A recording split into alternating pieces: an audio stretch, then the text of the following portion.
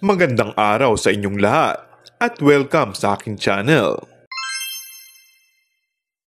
Ayon sa kumakalat na balita, may isang aktres na 6 na buwang mawawala sa Pilipinas dahil pansamantala siyang maninirahan sa ibang bansa na minsan na nilang pinuntahan ng kanyang kasintahan. Nangangahulugang matagal na hindi gagawa ng pelikula o tatanggap ng anumang proyektong aktres dahil sa kanyang desisyong lisanin muna ang Pilipinas.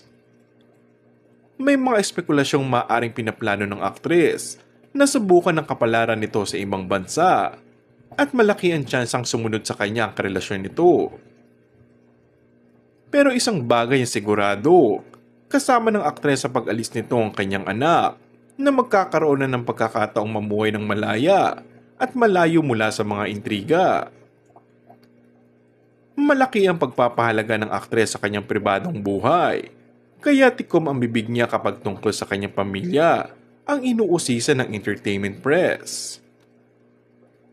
Nagtagumpay ang aktres na ilim ang mga nangyayari sa personal na buhay niya.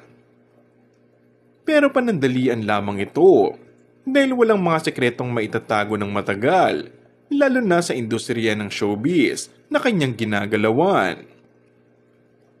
Marami namang netizens na agad pinangalanan na di umano'y ang aktres na si Julia Montecito na napapabalita kasing buntis sa 2nd pagkakataon na muling maispatan ito kasamang boyfriend na si Coco Martin. And that's all for our today's video.